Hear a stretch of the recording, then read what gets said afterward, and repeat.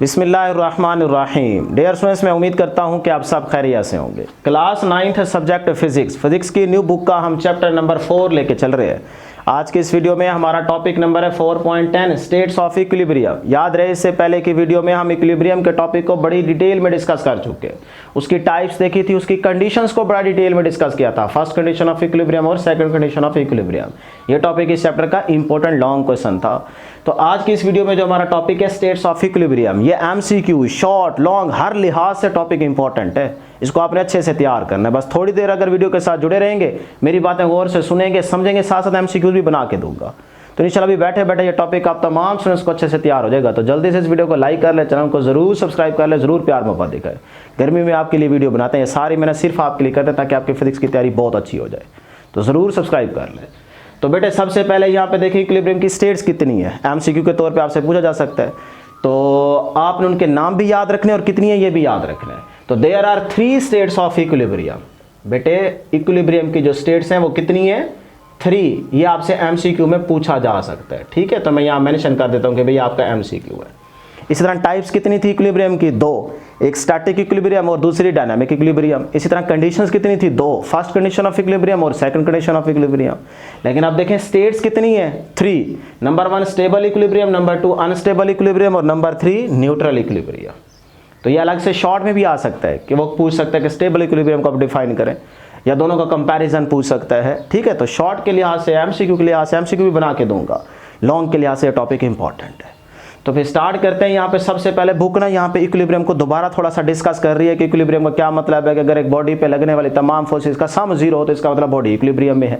जैसे कि body rest पे हो, रेस्ट में इसीलिए उस पर लगने वाली तमाम फोर्सेस का सम 0 है। या वो बुक कह रही है कि अगर बॉडी का सेंटर ऑफ मैस और उसके बाद पॉइंट ऑफ सपोर्टिंग, बॉडी के पॉइंट ऑफ सपोर्टिंग और सेंटर ऑफ मैस अगर एक ही लाइन पे एक्ट कर रहे हो, लाई कर रहे हो, तो इसका मतलब बॉडी इक्विलिब्रियम में है।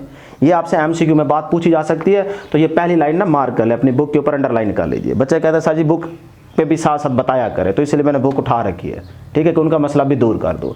लेकिन बोर्ड पे जो कुछ बता रहा होता है ना वो इंपॉर्टेंट होता है, वही सिर्फ आपने तैयार करना होता है।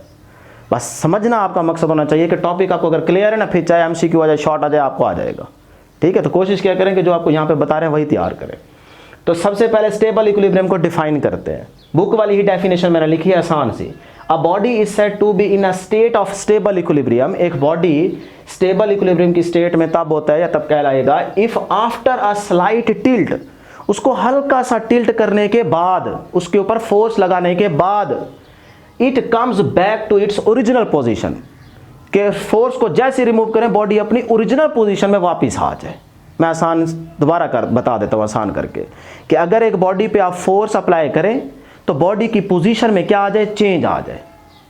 फिर आप जैसी फोर्स को रिमूव करें तो बॉडी अपनी प्रीवियस ओरिजिनल पोजीशन में वापस आ जाए। तो ये बॉडी की स्टेट कहलाती है स्टेबल इक्विलिब्रियम, ठीक है। डायग्राम एग्जाम्पल अभी डिस्कस करेंगे तो आपको और ज़्यादा क्लियर हो जाएगा। डेफिनेशन तो आसान है, ठीक है। यही डेफिनेशन बुक यहाँ पे कर रही है। आप ये वाला बॉक्स अगर मार्क करना चाहें तो कर ले। अब आ जाइए, देखें डायग्राम हमारे पास ना, ये है फ्लोर बेसिकली, ये जो आपको लाइन एक देख रही है एक्स एक्सिस वाली, इसके ऊपर हमने एक कोन को प्लेस किया हुआ है। ये है बेटे कोन, ठीक है। अब कोन पूरी आपको ऐसे दिख रही है कि जैसे एक ट्राइंगल हो, लेकिन यहाँ पे पूरी आपको कोन लगेगी क्योंकि अभी उसका जो बेस एरिया ना वो सारे का सारा इस लाइन पे लाई कर रहा है, इसलिए आपको लग रहा है ट्राइंगल है, लेकिन ये कोन है, ठीक है।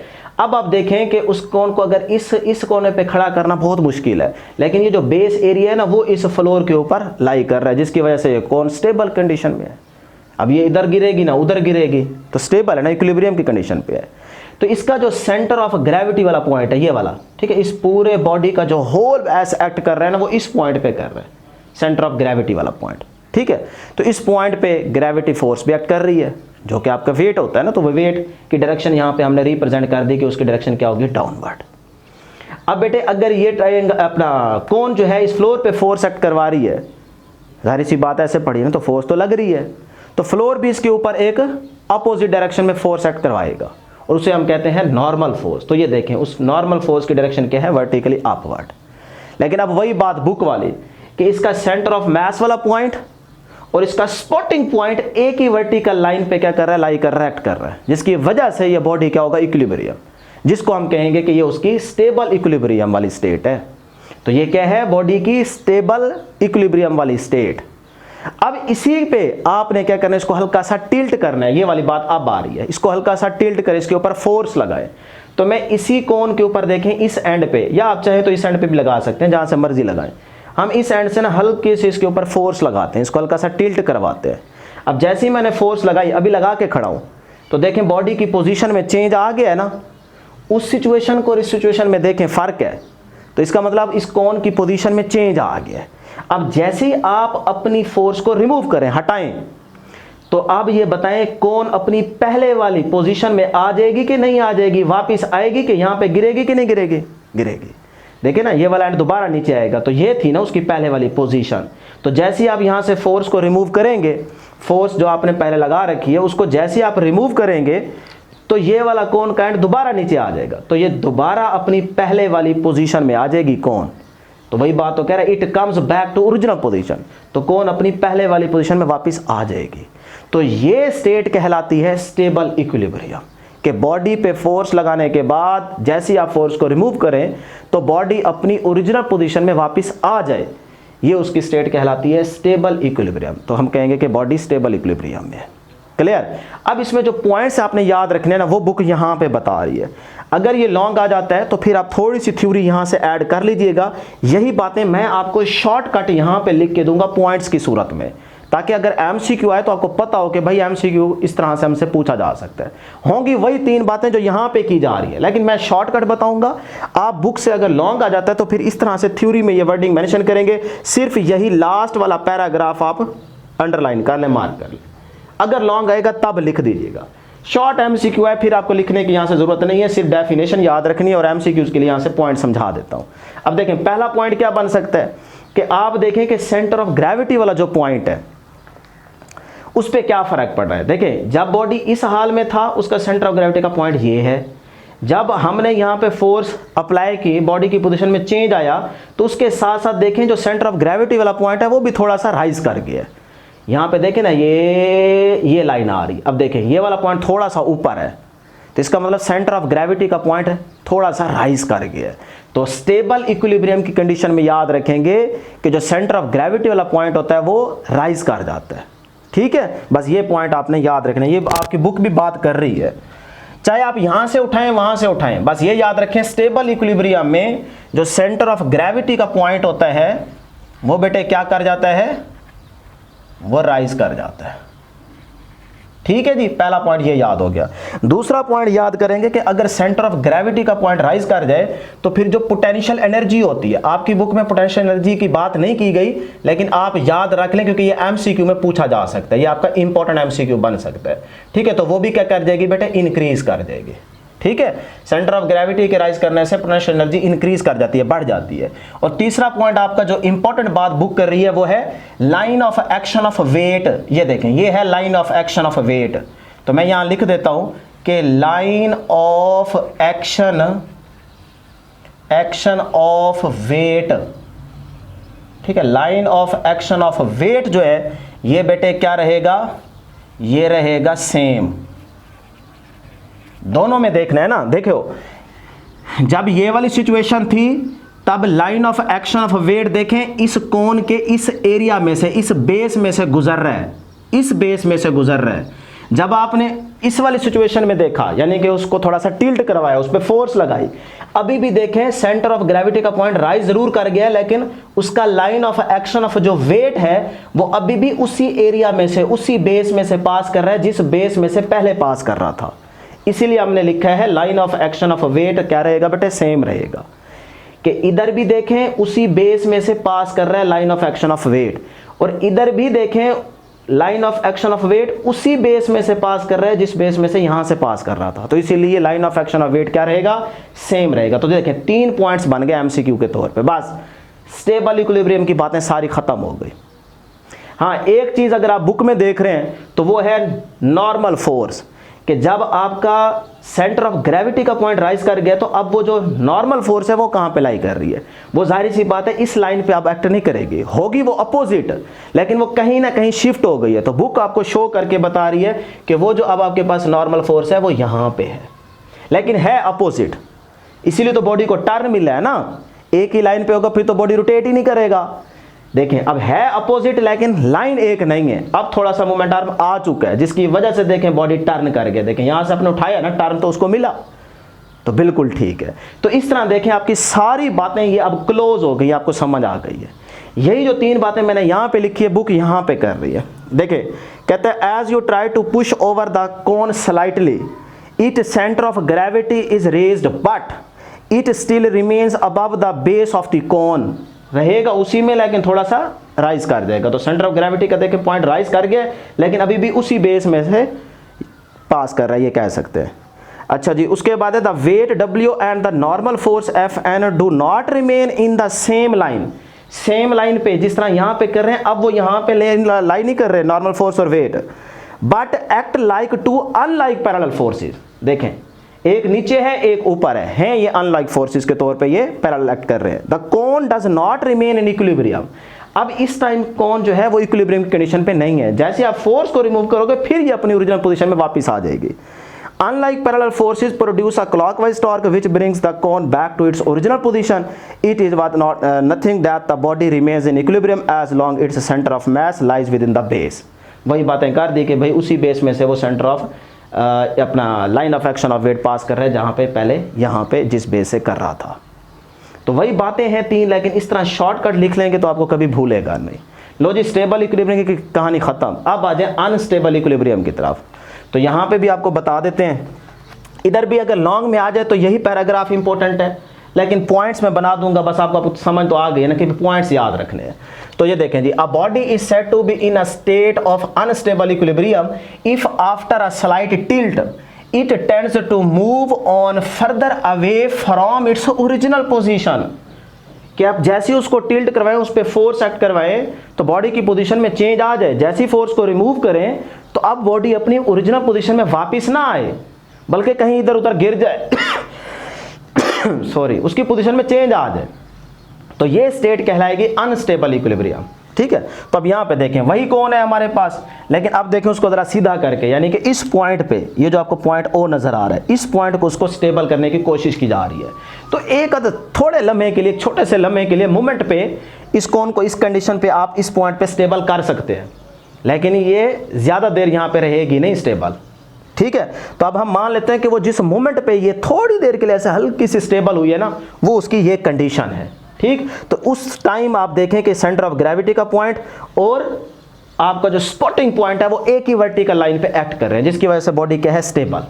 ठीक है, लेकिन ये एक मोमेंट पे अभी मैं बात कर रहा हूं, एक लम्हे के लिए ऐसा हो सकता है। ठीक, तो आप ये देख सकते हैं नॉर्मल फोर्स की डायरेक्शन अपवर्ड और वेट की डायरेक्शन क्या होगी, डाउनवर्ड। तो ये पॉइंट O पे अभी ये कौन थोड़ी एक लम्हे के लिए स्टेबल हो गई है, लेकिन जैसे आप इसको हल्का सा टिल्ट करवाएंगे, थोड़ी सी ऐसे फोर्स लगाए, फिर ये दोबारा इस पॉइंट पे कभी भी इस तरह से स्टेबल कंडीशन में नहीं रहेगी। तो ये देखें यहाँ पे आ जाए, ये पहले उसी मोमेंट पे हमने वो स्टेबल वाली डॉटेड लाइन से रिप्रेजेंट कर दी कौन। ठीक है, अब हल्का से इसको टिल्ट करवाते हैं, जैसे ही हमने हल्का सा ऐसे हिलाया, अब उसकी ये वाली सिचुएशन उस हिलाने के लम्हे पे, लेकिन अब आप जैसी फोर्स को रिमूव किया तो क्या ये कौन इसी दोबारा इस पोजीशन पे आएगी वापसी? नहीं, कभी भी नहीं आएगी। करके देख ले एक्सपेरिमेंट। तो या तो इधर ही गिरेगी ना, जाहिर सी बात है, उधर से लगाइए फोर्स तो हल्के से इधर ही गिरेगी। ये कभी भी अपनी फोर्स को रिमूव करने के बाद ओरिजिनल पोजीशन में वापस नहीं आएगी। तो ये कहलाती है अनस्टेबल इक्विलिब्रियम। ये बॉडी की स्टेट कौन सी है बेटे? Unstable equilibrium. तो इस टाइम आप देखें जो आपका line of action of weight है और नॉर्मल फोर्स है, वो इस पॉइंट O पे या कह लें वर्टिकल लाइन पे एक सेम लाइन पे एक्ट नहीं कर रहा, जिसकी वजह से अब ये अनस्टेबल इक्विलिब्रियम में है। हाँ, इस केस में आप देखें तो सेंटर ऑफ ग्रेविटी का जो पॉइंट है वो अब फॉल कर गया। देखें ये सेंटर ऑफ ग्रेविटी का पॉइंट ऊपर है, ये देखें ये हल्का सा नीचे आ रहा है। तो फिर अनस्टेबल इक्विलिब्रियम वाली कंडीशन में आप क्या कहेंगे कि सेंटर ऑफ ग्रेविटी का जो पॉइंट है वो क्या कर जाता है बेटे? फॉल कर जाता है। उधर क्या था? राइज कर गया था, जिसकी वजह से पोटेंशियल एनर्जी बढ़ जाती है। इधर क्या करेगा? फॉल कर जाएगा। ठीक है, तो फिर यही 3 पॉइंट्स आप यहाँ पे लिख दें, बस बातें खत्म हो गई हैं। इतनी सी बात आपने याद रखनी है। देखिए ना, नॉर्मल फोर्स अभी भी उसी पॉइंट पे लाई कर रही है जो उसका सपोर्टिंग पॉइंट है, लेकिन अब सेंटर ऑफ ग्रेविटी का जो पॉइंट है वो जाहिर सी बात है थोड़ा सा चेंज हो गया, तो उसके फॉल करने से उसकी डायरेक्शन ये है वर्टिकल डाउनवर्ड, तो ये एक सेम लाइन पे एक्ट नहीं कर रहे। तो फिर फॉल कर गए तो हम यहाँ पे लिख देते हैं कि सेंटर ऑफ ग्रेविटी का जो पॉइंट है अनस्टेबल इक्विलिब्रियम में वो क्या कहा जाता है बेटे, फॉल कर जाता है। ठीक है, इसी तरह से थोड़ा सा गिर गया ना। दूसरा पॉइंट क्या लिखेंगे, अगर फॉल कर गया तो पोटेंशियल एनर्जी भी क्या कर जाएगी, फिर डिक्रीज कर जाएगी इस केस में। और तीसरा पॉइंट क्या आ जाएगा बेटे, line of action of weight जो है, line of action of weight. अब देखें वो सेम है कि नहीं है, तो देखें बेटे जरा गौर करें, इधर देखें ये है line of action of weight, वो इस पॉइंट ओ में से पास कर रहा है, ये है उसकी बेस यानी कि एरिया। अब देखें यहां पे ये है सेंटर ऑफ ग्रेविटी का पॉइंट और यहां पे ये है line of action of weight की डायरेक्शन। अब देखें वो पहले यहां पे इस पॉइंट में से पास कर रही थी, अब देखें वो ये यहां से पास कर रही है, यहां से नहीं कर रही, तो वो फिर हम कहेंगे कि line of action of weight जो है वो सेम नहीं रहेगा। वो अब क्या हो गया बेटे, चेंज। ठीक है, या कह लें डू नॉट सेम, शॉर्टकट लिख देता हूँ। ठीक है, बना लीजिएगा, गर्मी बहुत है ना, ज़्यादा टाइम ना लगे, ये मैं कोशिश कर रहा हूँ। तो अब आ जाए जी आगे, बस कहानी खत्म हो गई यहाँ तक। अब आ जाए neutral equilibrium. A body is in neutral equilibrium if it comes to rest in its new position after disturbance without any change in its centre of mass. Neutral equilibrium में ये याद रखें, जैसे सपोज करें यहाँ पे एक सिलेंडर आपको दिखाया गया है, उसका ये है सेंटर ऑफ ग्रेविटी वाला पॉइंट, उस पे ये line of action of weight की डायरेक्शन डाउनवर्ड है, और यहाँ पे इसी लाइन के ऊपर आपके पास नॉर्मल फोर्स भी एक्ट करेगी जिसकी डायरेक्शन क्या रहेगी, अपवर्ड। अब आप देखें कि अगर इस सिलेंडर को हम हल्का सा ऐसे टिल्ट करवा दें, रोटेट करवा दें, ठीक है, इस सिलेंडर को अगर आप ऐसे रोटेट करवा दें हल्का सा, तो उसके रोटेट कराने के बाद क्या इस सेंटर ऑफ ग्रेविटी वाले पॉइंट पे कोई फर्क पड़ेगा? नहीं, बिल्कुल भी नहीं। ये उतनी ही हाइट पे रहेगा जितना पहले है। अगर सपोज करें यहाँ से यहाँ तक ये 2 सेंटीमीटर तक लाई कर रहा है, या 3 भी कह सकते हैं, 2 भी कह सकते हैं, सिर्फ एग्जांपल के तौर पे कह रहा हूँ। तो जब आप इसको हल्का सा रोटेट करवाएंगे उसके बाद भी सेंटर ऑफ ग्रेविटी का पॉइंट इतना ही रहेगा, तो उसकी हाइट में कोई फर्क नहीं पड़ा। ठीक है, तो जब सेंटर ऑफ ग्रेविटी का पॉइंट ना तो राइज करे ना ही फॉल करे, तो आप कहेंगे कि ये बॉडी की जो स्टेट है ये न्यूट्रल इक्विलिब्रियम की स्टेट है। सही है ना? तो ना ही सेंटर ऑफ ग्रेविटी का पॉइंट राइज करेगा ना ही फॉल करेगा, तो ये आपकी स्टेट कहलाती है न्यूट्रल इक्विलिब्रियम। ठीक है, अजान हो जाए फिर उसके बाद 1-2 बातें रहेगी वो बता देता हूँ। तो मैं यही बात कर रहा था कि अगर आप इसको हल्का सा रोटेट करवा भी देंगे ना, तब भी इसका सेंटर ऑफ ग्रेविटी का पॉइंट जो है ना उस पर कोई फर्क नहीं पड़ेगा, ना तो राइज करेगा ना ही फॉल करेगा, वो उतनी ही हाइट पे रहेगा जितनी पहले पे था। आप चाहे इसको घुमा के ये वाली साइड इधर कर दें, ये वाली साइड उधर कर दें, ठीक है, तो वो सेंटर ऑफ ग्रेविटी का पॉइंट शिफ्ट नहीं होगा। तो बस ये निशानी याद रख लें, तो वो आपके न्यूट्रल इक्विलिब्रियम की स्टेट है। तो इसी तरह यहाँ पे एक देखें छोटा सा एक बॉल है, उसका सेंटर ऑफ ग्रेविटी का पॉइंट ये है। अगर मैं इसको हल्का सा रोटेट करवा दूँ घुमा के ऐसे, पहले इसका समझ लें कि फेस जो है वो आपकी तरफ है, मुंह फ्रंट, फिर मैं इसको घुमा के बैकवर्ड इसका फ्रंट कर दूँ, तो क्या उससे सेंटर ऑफ ग्रेविटी के पॉइंट पे फर्क पड़ जाएगा? नहीं, वो तो अभी भी इसी जगह पे लाई करेगा, इतनी हाइट पे लाई करेगा। तो फिर इस तरह से अगर आप इसको हल्का सा घुमा भी देंगे तब भी इसका सेंटर ऑफ ग्रेविटी का जो पॉइंट है वो देखें ना तो राइज कर रहा है ना ही फॉल कर रहा है। तो फिर ये स्टेट कहलाती है अपना न्यूट्रल इक्विलिब्रियम। ये बॉडी की कौन सी स्टेट है बेटे? Neutral equilibrium. तो इसमें जो तीनों पॉइंट्स हैं ये क्या रहते हैं? ये सेम रहते हैं। ठीक है, तो यही आपका यहाँ पे सारी बातें डिस्कस की जा रही हैं। टॉपिक था ये देखें न्यूट्रल इक्विलिब्रियम में, ये पैराग्राफ आपको लिखने की ज़रूरत नहीं है, सिर्फ ये डेफिनेशन याद रखें और ये एग्जांपल बॉल की और ये सिलेंडर की दी गई है, वो मैंने आपको समझा दी है।